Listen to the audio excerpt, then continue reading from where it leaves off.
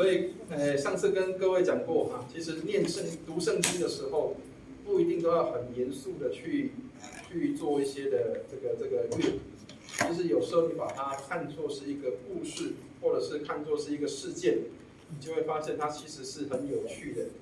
然后我们上次讲过，历史学家一再的提醒一件事情，就是人类没有从历史里面学到功课，历史不断的发生都是一样的。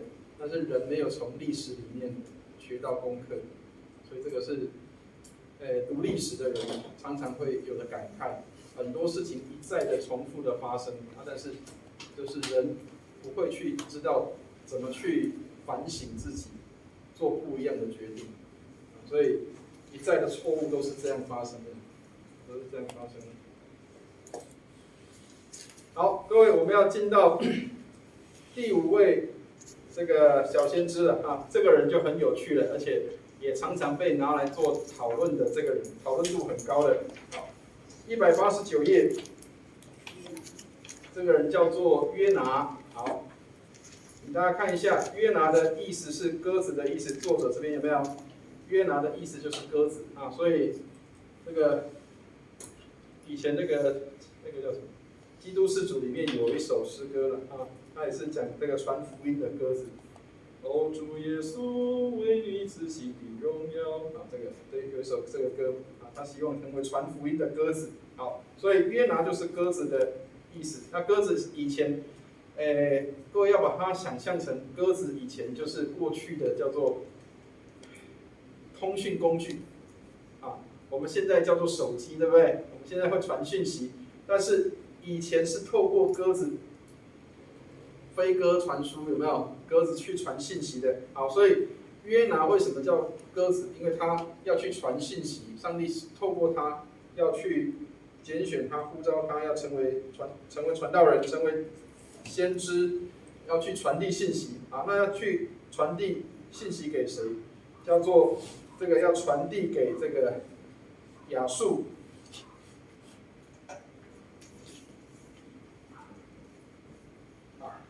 那亚述当时的首都就是尼尼微。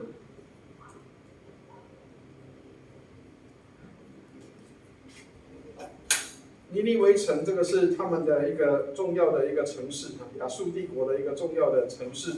好，所以约拿他是被差派要去那个尼尼微，要去传递这个讯息。好，但是这个传递信息有一个困难度是什么？约拿他是以色列人。约拿是这个上帝的选民，可是呢，他的敌对国家就是这个亚述帝国，但是上帝要他去敌对国家，要去传递讯息，好，所以这个是他的一个最困难的地方。好，所以为什么我们说他刚开始的时候他是很极度不爽的？上帝要他往东边去，他就往西边去了。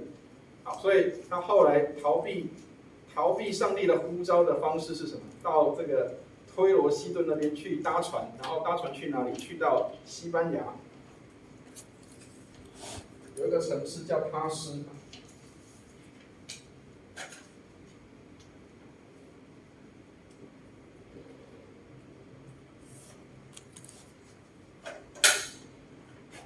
他逃避到西班牙去，逃到他施去，但是在海上的路程当中，上帝让他做了一些这个反省的事情，把他关在这个鱼的肚子里面3天3夜的时间，然后让他在那里自我反省啊。对，好，所以后来这个圣经里面说，他被大鱼吐出来之后，他才顺服了上帝的带领。所以新约圣经里面，耶稣曾经说什么？除了约拿的神迹以外，再也没有别的神迹。所以约拿在鱼的肚子里面3天3夜的时间，耶稣说他也是要这样3天3夜在这个被埋在地里面，然后第3天他要复活啊。所以其实他说除了这个神迹以外，没有别的神迹了。所以189页啊，请大家看一下。倒数第6行，后来他顺服了，但是他去尼尼微的时候，也传递了这个警戒的讯息，可是他其实心里面还是希望这个尼尼微是可以被上帝惩罚的。好，所以这个出乎他意料的就是，当他去传悔改的信息的时候，其实有人这样说了啊，约拿的神迹里面另外一个特别的地方是，这个尼尼微是要走3天的路程，但是这个约拿只走了1天，他传了讯息之后，就让全国的这个尼尼微的城市所有的人全部都悔改，上到国王，下到连动物都披麻衣悔改。所以有人说这个叫做一个最特别的神迹，他只做了1天的工作，这个城有3天的路程的一个范围，但是他只走了1天，传递了信息之后，就让那个城市悔改了。好，所以有人说这其实也是一个神迹，为什么？因为没有人这么厉害，可以1天的时间去呼召，然后居然可以让全国悔改啊！好，所以后来这个尼尼微他们就因为全国悔改的缘故，所以免于受到这个上帝的惩罚。好，但是其实这件事情约拿是极度不爽的，为什么？因为他其实很希望看到上帝要惩罚这个尼尼微。好，所以后来上帝透过一只那个蓖麻树啊，蓖麻树。蓖麻怎么写呢？大家看一下那个，好，后面这个190页，这个蓖麻它有点像，好像台湾很少有这个树，但是好没关系，就是它那棵树是可以等于帮这个约拿遮风避雨的。好，所以约拿其实他躲在树底下，他看什么？他看上帝是不是要把这个尼尼微城给毁灭了。结果后来上帝让这个蓖麻树死掉的时候，这个约拿是很不高兴的，他跟上帝抗议说：“你怎么把我的这个树给弄死了呢？”啊，然后这个上帝就提醒他说：“你如果都这么珍惜这棵蓖麻树，那难道我不珍惜这个尼尼微的人吗？”所以其实约拿书它要代表的信息是什么？上帝的救恩也临到外邦的人。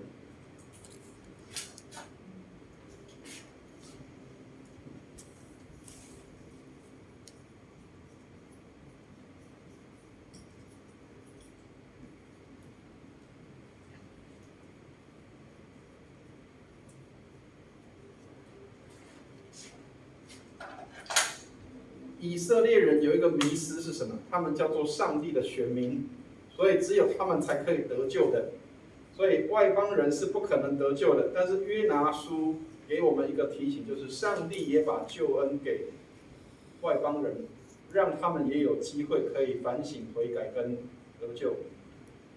这样可以了解意思吗？啊，所以这个也给我们现在的基督徒一个提醒，就是千万不要觉得我们在这个礼拜堂的范围里面，我们在这个教会的围墙内，只有我们领受这个救恩，上帝也乐意在围墙外的这些人，他们也要得着救恩，他们也要有机会能够悔改跟反省。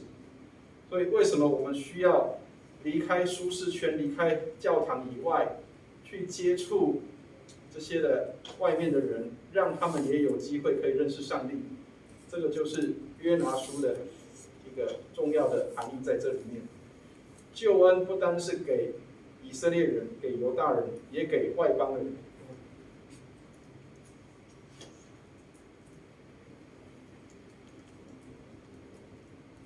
所以走了1天就悔改，这个是一个非常不容易的神迹，包括到现在没有一个传道人可以做到这样，走了1天就可以把全国都可以翻转过来。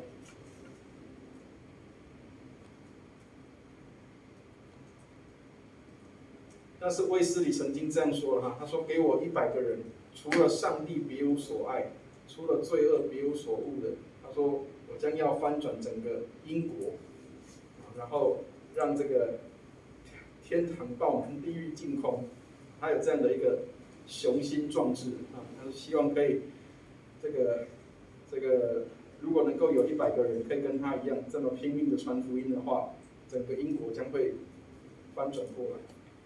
那其实我们台湾的基督徒也是这样，其实我们也需要有这样的心智，如果我们期待跟希望我们的身边的人可以认识上帝的话，其实传福音是常常需要去做，传福音是常常需要去做。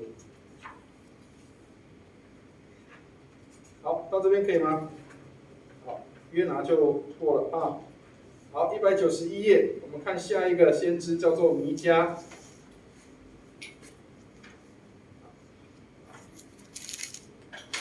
弥迦先知，这个也是一个相当有这个话题的先知啊。弥迦的意思叫做谁像耶和华？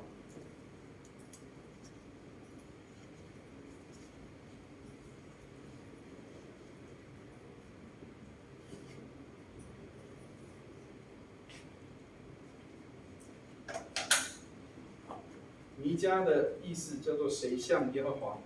还记得我们第一次上课的时候有唱过有一首歌，有没有？还记得吗？在出埃及记的15章17节，耶和华众神之中，谁能像你？谁能像你？至圣至荣，可颂可畏，施行奇事。啊，弥迦就是这个意思，谁像耶和华啊？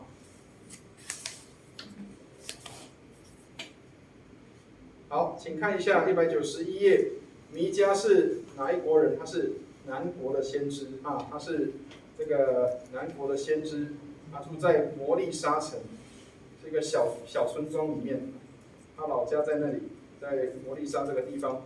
但是他跟谁同一个时间？跟以赛亚。好，所以我们在上以赛亚书的时候曾经讲过，以赛亚是在这个皇宫里面当先知的，然后弥迦是在平民百姓当中当先知的，一个在皇宫贵族，一个在平民百姓当中当先知，所以他的两个的内容，两个的信息的内容都是很像的，很相近的啊。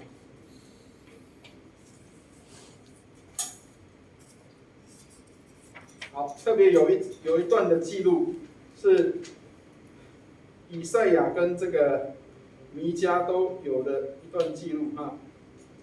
好，请看一下弥迦书，我们翻一下弥迦。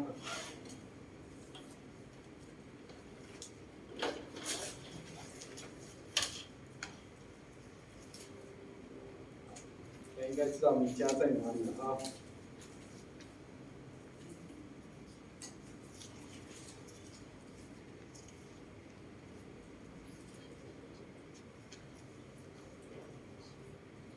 好，弥迦书的第4章，这个在以赛亚书里面也有啊。弥迦书的第4章第1节到第2节，好，我们一起来念一下第1节到第2节，一起念一下1节2节，一起念来。末后的日子，耶和华殿的山必坚立，超乎诸山，高举过于万岭，万民都要流归这山。必有许多国的民前往说：来吧，我们登耶和华的山，奔雅各神的殿。主必将他的道教训我们，我们也要行他的路，因为训诲必出于锡安，耶和华的言语必出于耶路撒冷。这个有没有觉得很熟悉的这个词？有没有？有一首歌就是唱这个。来吧，让我们登耶和华的山，就是从这边出来啊。所以这一段的记录在以赛亚书里面也有，所以我可以来对照一下。好，弥迦书里面有一些是新约圣经里面常常引用的，包括这个弥赛亚要从哪边出生嘛，都是在这个弥迦书里面。好，请大家看一下弥迦书的5章2到9节，你会发现这些经文很熟悉啊，因为新约圣经也有啊。好，5章第2节到第2节，我们看第2节到第3节就可以了。2到3节就可以。好，这个就是直接把弥赛亚要出生的地点讲出来了。好，我们来看一下第2节、第3节，请念来。伯利恒的以法他，你在犹大诸城中为小，将来必有一位从你那里出来，在以色列中为我做掌权的。他的根源从亘古，从太初就有。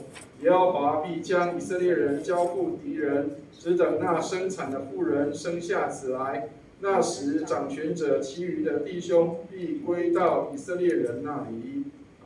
所以这里提到说什么？他说，这个伯利恒的以法他，这个地方就是耶稣降生的地方啊。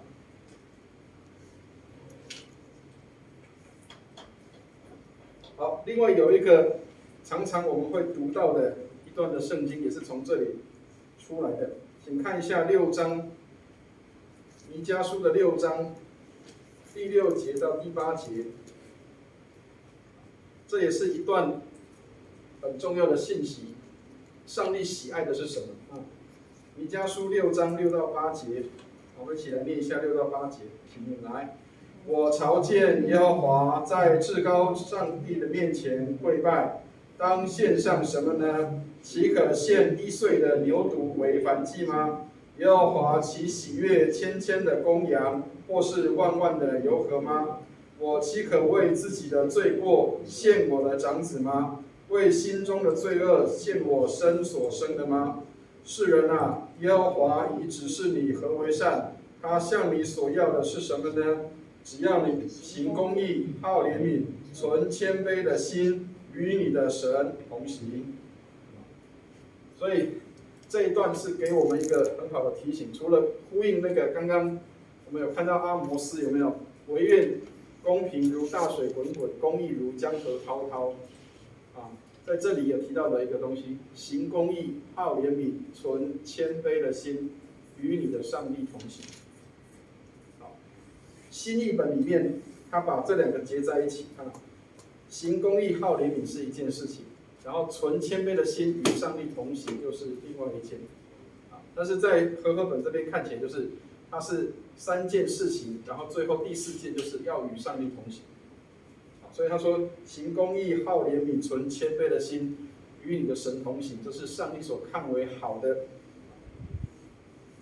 何为善？就是看为好的事情。上帝看为好的是什么？行公义，好怜悯，存谦卑的心，与上帝同行。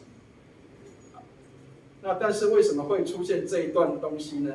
各位如果看前面，为什么要从第六节去看？因为他说什么？他好像有一个人在问先知一件事情，他说什么？他说我要去敬拜上帝，我要朝见上帝的时候，我应该怎么做啊？他说我应该在上帝面前跪拜，当献什么？我要献什么东西给上帝？他说岂可献1岁的牛犊为燔祭吗？他说我可以把牛献给上帝，上帝就喜悦吗？好，献牛是当时最大的礼，因为羊比较小只，牛比较大只，所以通常有钱人会献牛给上帝。好，所以他说我是献牛犊给上帝比较好呢，上帝喜悦呢？啊，还是他说千千的公羊，或是万万的油和？好，曾经有过一个很有钱的国王，在基遍那个地方献了1000只的羊。这个人是谁知道吗？所罗门。所罗门曾经在基遍那个地方献了1000只的公羊，然后上帝晚上就来找他了，就跟他讲说你要我给你什么啊？所以很多人的想象就是哇，上帝一定是要我们献很多的东西，他才会喜悦啊。好，或是万万的油和啊，上帝喜欢那个油脂啊。他说我岂可为自己的罪过献我的长子吗？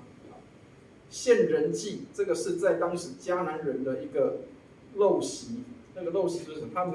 他们有一个神明叫做米勒公。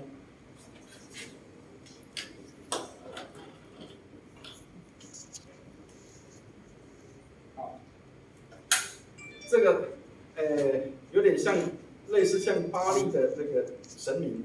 好，然后呢，这个献米勒公，他们那时候迦南人觉得献最大的礼就是把我的孩子，把我身所生的孩子献祭给这个这个神明，那神明就会保佑我。啊，所以他们当时迦南人有这样的一个想法，所以这个就是已经叫做我最大可以贡献的就是这个东西。所以很多人他们认为说，上帝是不是要我奉献很多，要我捐很多钱，他才会喜悦？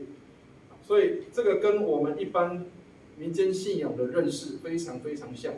民间信仰的人就是很愈侪心灵的愈欢喜，这样听得懂意思吗？啊。献很多东西，这样神明才会喜欢跟喜悦。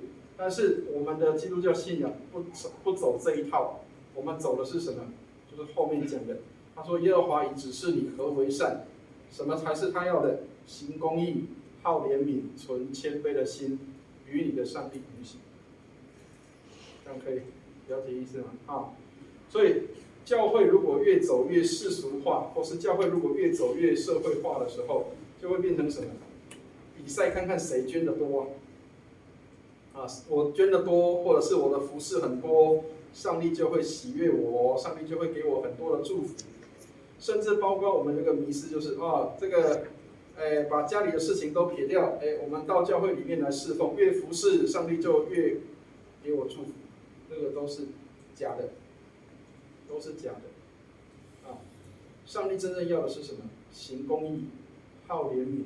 存谦卑的心，与上帝同行，这样可以了解意思吗？啊，所以千万不要去走那个叫做世俗人走的道路，我们要走的是行公义、好怜悯、存谦卑的心，与上帝同行。好，所以各位知道以色列人他们出埃及的时候，上帝吩咐他们什么？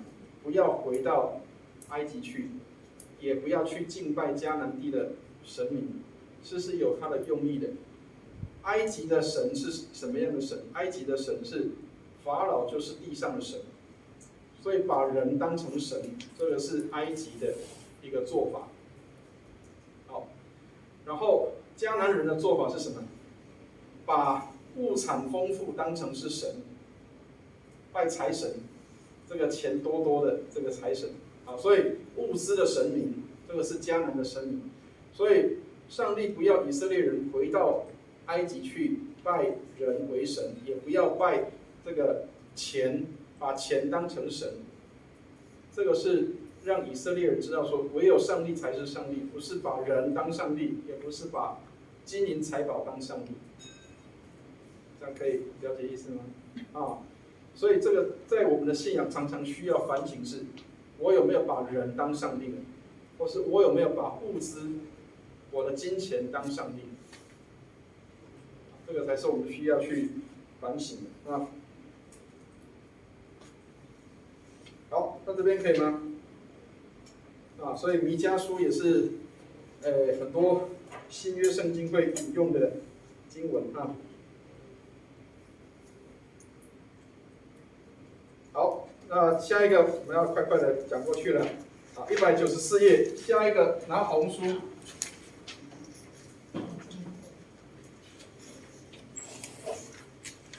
随时如果有问题可以提出啊。好，那红书，请大家看一下，这个先知比较少被人家提到，因为小先知书又比较冷僻啊，所以比较少人去注意它。但是那红书也是一卷很重要的书信啊。好，请看一下那红的意思。那红的意思叫做耶和华的安慰。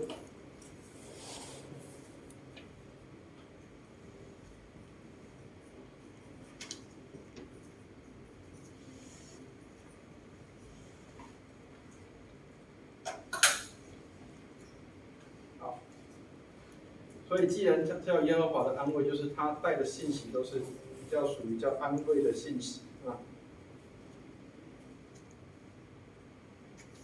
好，那为什么叫安慰的信息？因为这个以色列人被这个亚述帝国被尼尼微欺负啊，所以听到你的仇敌被管教的时候，你一定是心里相当高兴的。所以，那红书主要是在针对尼尼微城或是亚述帝国来做审判的一个先知啊。好，请看一下194页，那红它是这个也是一个小乡镇的地方，叫伊勒戈斯人。它是一个小乡镇的地方啊。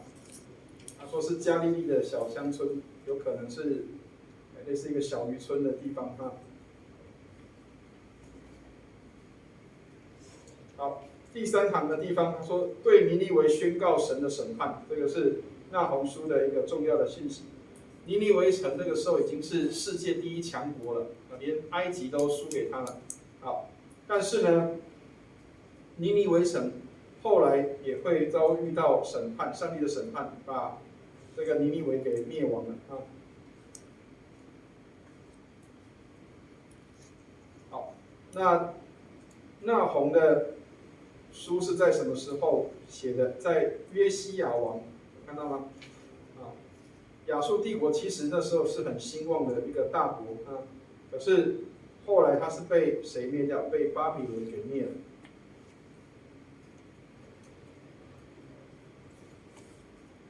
他是在约西亚的时候写的书信，所以在巴比伦的时候灭掉这个亚述帝国的时候，就是这个宣告尼尼微城受了审判。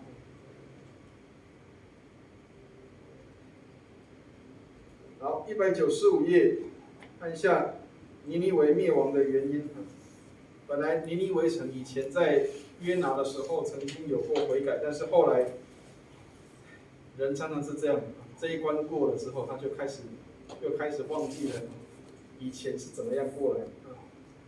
好，所以尼尼微灭亡的原因啊，他说残暴不仁，拜偶像行淫，见埃及这个强大的国家犯罪被神灭亡，但是没有警惕。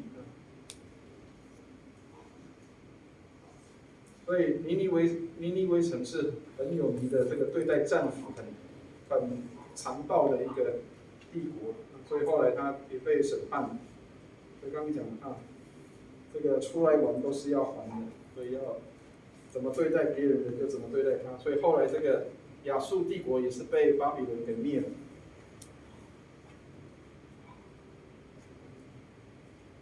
好，所以这个主要信息就是针对这个亚述帝国的尼尼微的审判。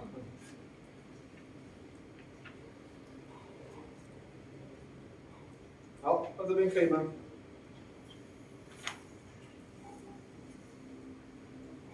好，没有问题的话，很快的我们要进入到下一个了哈。这个小先知都很快了啊。好，196页，哈巴谷，这个也是很冷僻的。好，哈巴谷的意思是什么？哈巴谷是安慰者的意思，拥抱者，拥抱者。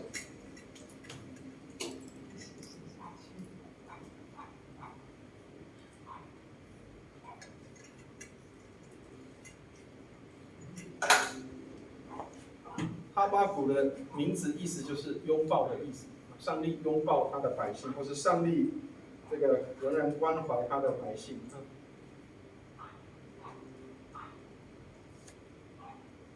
好，但是请大家在这个哈巴谷书的旁边注记一下，叫做天问。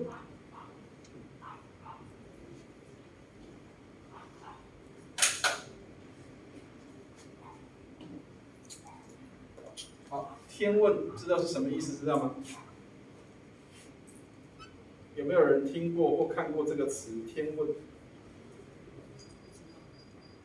以前有一部很有名的书叫做《黑奴遇天录》，有听过这本书吗？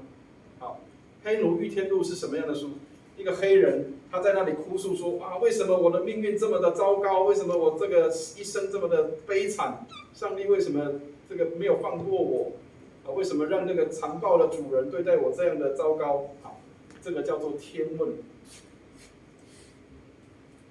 听得懂意思吗？好，天问是什么？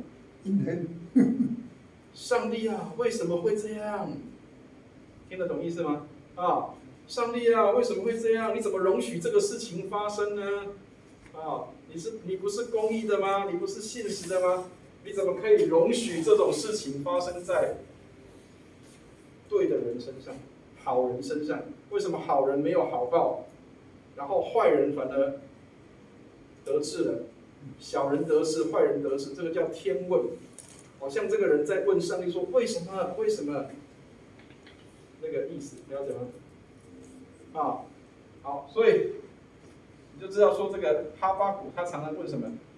为什么巴比伦这么糟糕的国家，它比这个犹大、比以色列还要更恶毒？可是为什么上帝要透过巴比伦来管教我们呢？上帝会不会用错对象呢？你要用也要用好一点的嘛？为什么要用这个糟糕的人来管教我呢？这个就是哈巴谷的天问，这样可以了解意思吗？好，所以请看一下196页这边，哈巴谷是什么？是南国人，就是犹大国啊。好，在圣殿里面服侍的利未人，所以他应该是一个祭司了啊。好，哈巴谷是在约雅敬在位的时候，其实那时候以色列这个犹大国已经被掳过一次了啊。他的时间跟耶利米跟但以理是同一个时间的。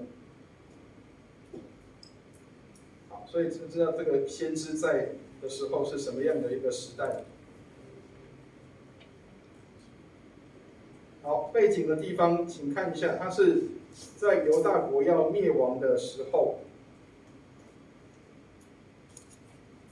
好，所以倒数第5行，他说：“神晓谕哈巴谷，将以巴比伦来惩罚列国，还有包括犹大国。”然后这个哈巴谷很愤愤不平，他说：“巴比伦比犹大更邪恶，怎么会用恶来惩罚比他公义的？”然后神答复哈巴谷说：“巴比伦的恶他也看到了，将来他也要惩罚巴比伦。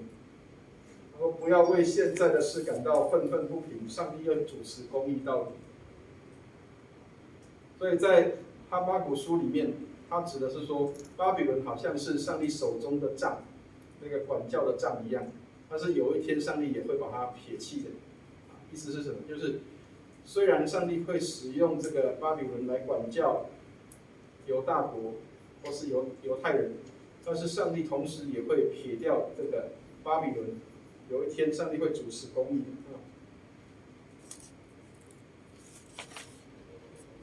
好，有几节的经文在我们读圣经的时候，或是读一些属灵书籍的时候会出现的。好，请大家看一下哈巴谷书2章4节，你会发现，居然在罗马书里面引用这段的圣经。哈巴谷书2章4节。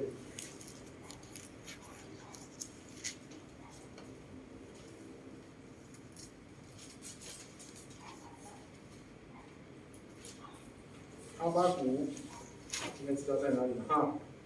2章4节。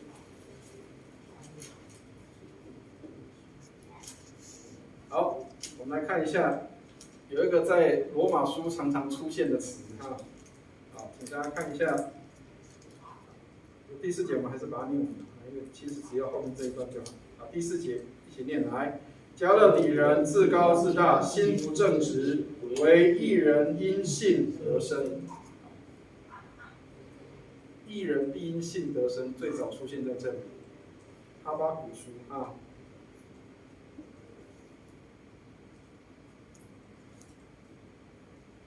2章4节，意思是什么？迦勒底人是坏人，对，但是好人，这个义人指的就是以色列人啊，或是犹太人，他们会因为信靠上帝而能够得到拯救，得到生命。好，另外我们再来看20节，2章20节，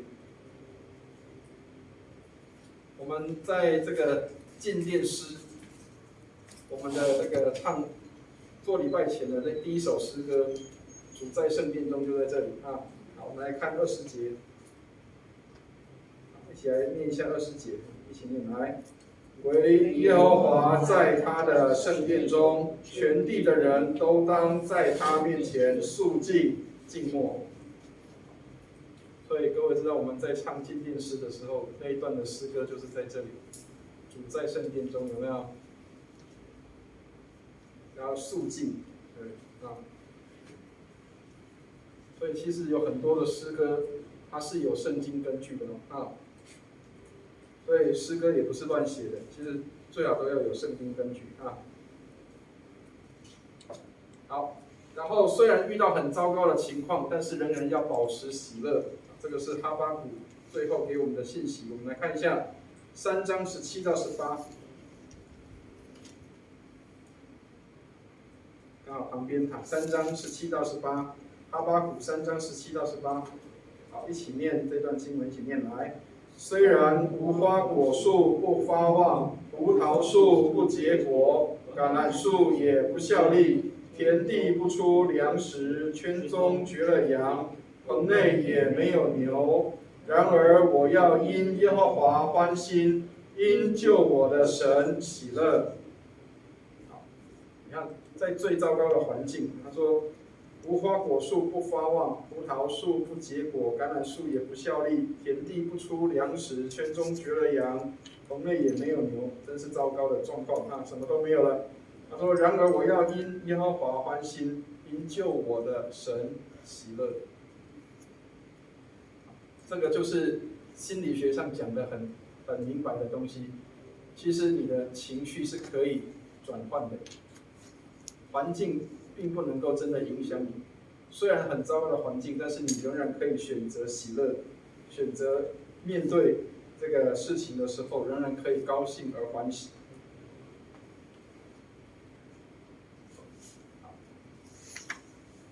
但是这么糟糕的环境其实是什么？其实就是战争的结果。各位知道现在那个俄罗斯跟乌克兰打仗，对不对？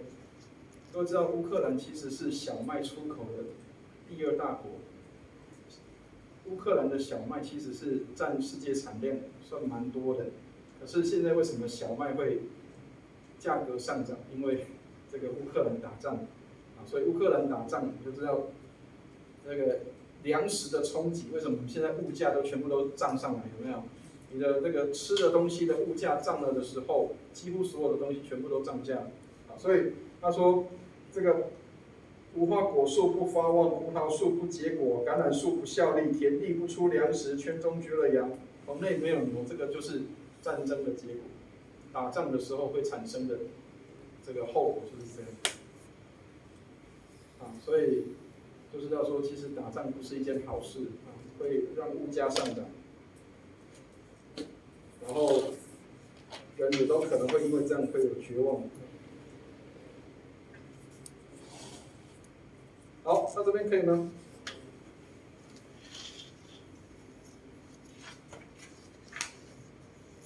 应该还可以再拼点的啊。好，请看一下198页，西班牙。好，这个很快了啊。西班牙先知，那这几个都是很冷门的先知，对不对？但是有很多的有名的句子都是这些先知他们所出来的。好，西班牙先知的名字的意思叫做耶和华是隐藏的。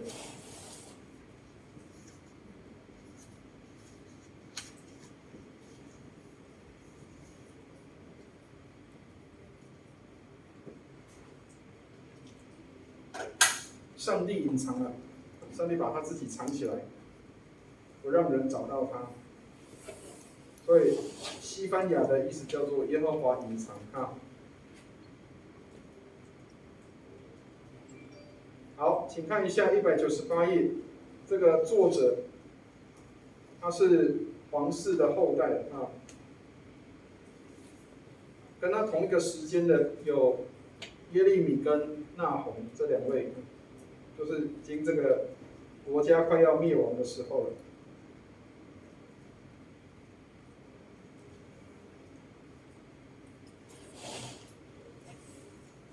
好，背景，请大家看一下第2行这边，纳洪先知，我们刚刚提到纳洪是对尼尼微的一个宣布他们灭亡的这样的一个先知啊。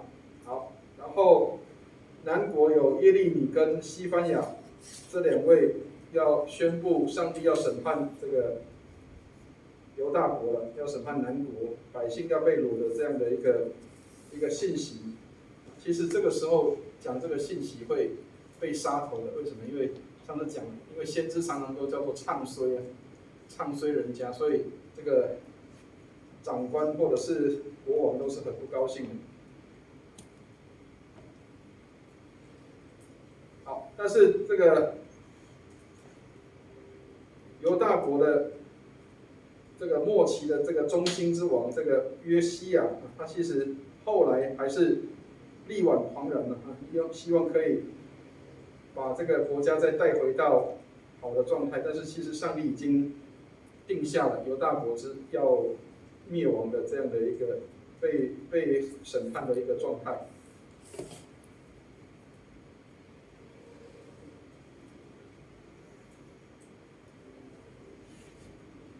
所以西番雅是在强调这个犹大国将要被上帝来审判啊，但是他不知灭绝，他却不知灭绝啊。好，我们来看一下，在西番雅书有几节经文是我们在这个属灵书籍里面也常常会看到的。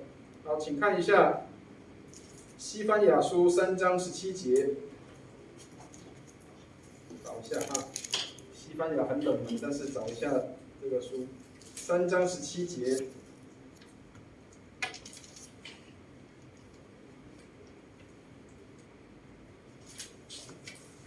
上帝偷偷的爱我们啊，在这个地方我们看到默然的爱我们。17节，好，我们一起来念一下17节哈，3章17节，一起念来。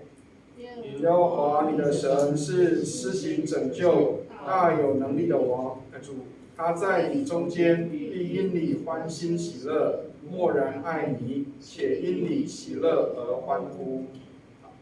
那虽然是在宣告审判，但是他说什么？他说，上帝仍然是在我们中间，因我们欢欣喜乐，默然爱我们，而且是因我们喜乐欢呼。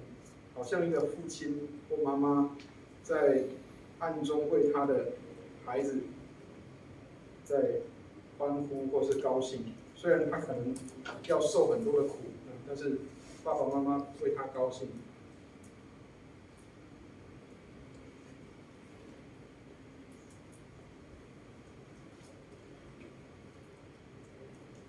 好，15节，3章15节，往前一点，15节啊。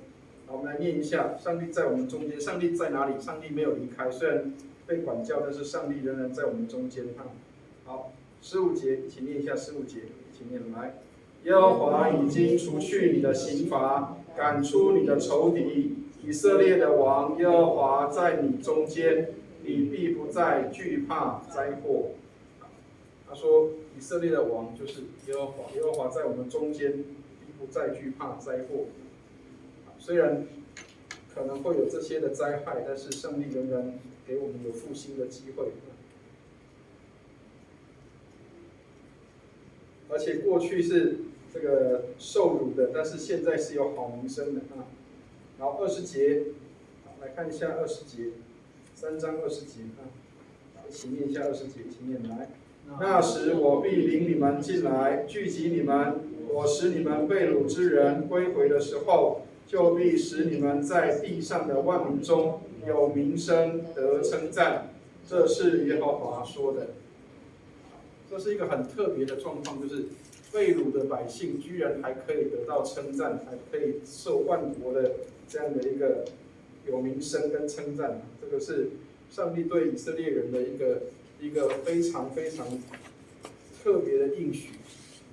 所有的国家都没有了，亚述帝国后来也没有了，巴比伦也没有了。然而这个以色列人他们还在，而且还被万国所称赞。这个是一个很特别跟特殊的状态。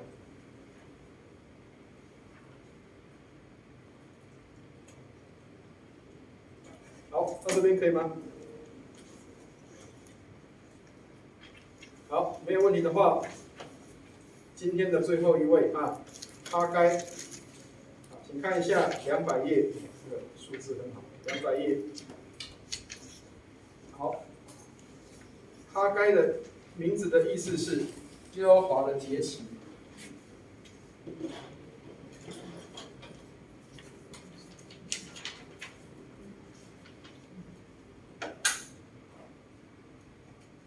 好，耶和华的节期，或者是节日的意思啊，节日的意思。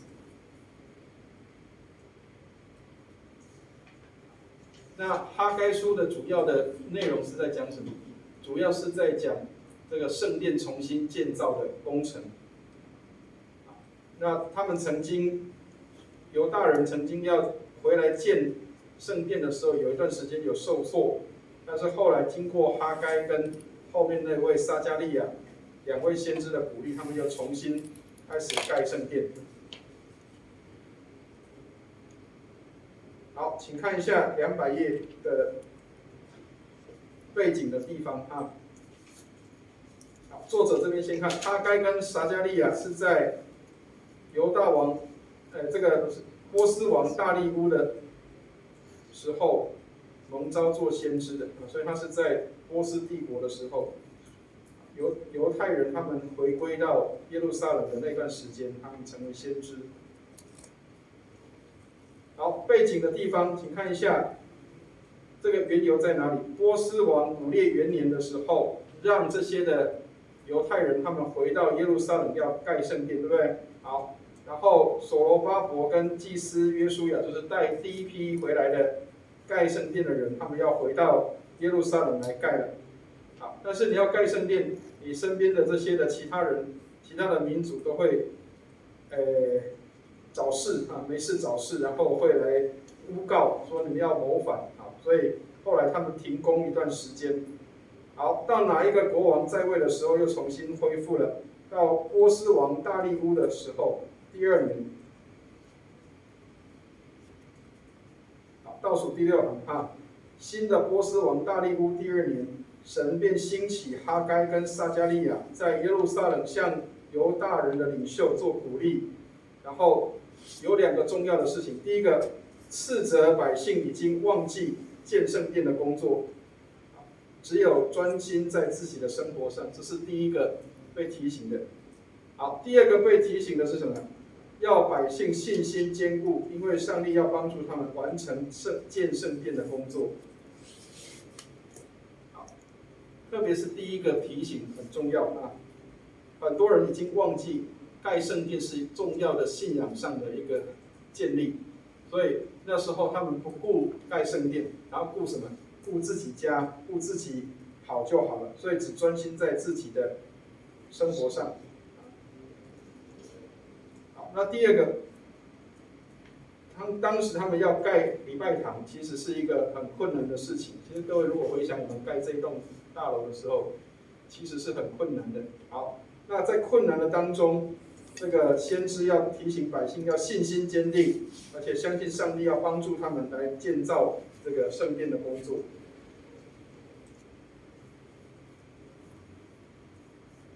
好，所以这里可以看到上帝为什么会告诉百姓说，为什么你得不到上帝的祝福？因为你只顾自己的事情，不顾上帝的事情啊。所以我们来看一下，在201页这边，我们来找一段圣经，在哈该书的第1章。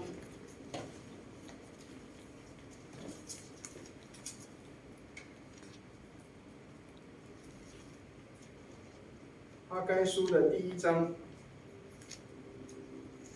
好，我们从第2节看到第6节啊，2节到6节。好，我们来念一下2节到6节，一起念这段圣经，一起念来。万军之耶和华如此说：这百姓说，建造耶和华殿的时候尚未来到。那时耶和华的话临到先知哈该说：这殿仍然荒凉，你们自己还住天花板的房屋吗？现在万军之耶和华如此说：你们要省察自己的行为，你们撒的种多，收的却少，你们吃却不得饱，喝却不得足，穿衣服却不得暖，得工钱的将工钱装在破漏的囊中。这个表示，你虽然有工作有赚钱，但是上帝没有祝福，所以你这些的祝福全部都漏掉了，都漏走了。为什么？因为这个殿荒凉，但是自己却是在住这个天花板的房屋，那个大房子啊，那是上帝的工就随便做的，或者就不碰了。所以这个是哈该对当时的百姓的提醒。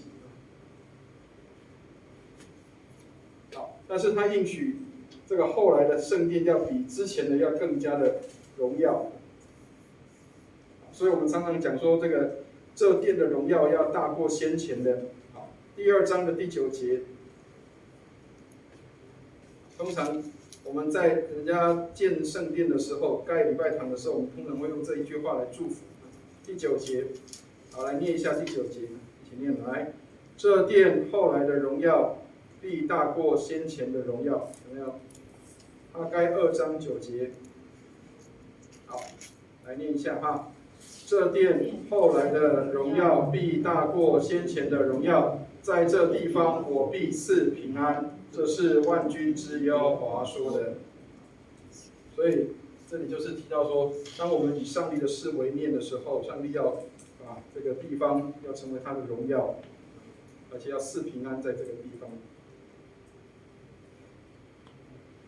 好，到这边可以吗？好，那如果没有问题，我们今天就到这里啊。我们下一次应该就可以进到新约了。各位，我们旧约已经快要读完了啊，所以今天拼很快，已经拼到10个先知了啊。所以今天2节课的时间拼10个人，相当不容易啊。但是里面有很多内容是值得我们去反省的，这些先知的提醒都值得我们一再去思考跟反省。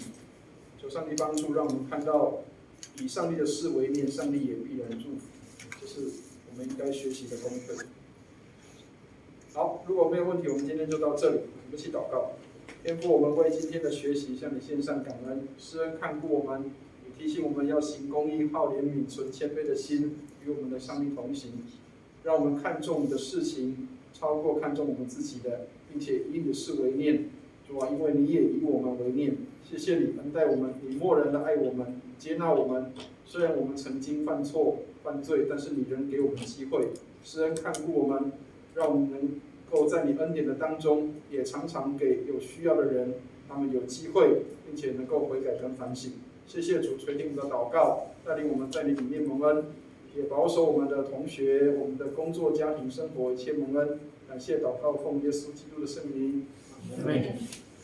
好，谢谢。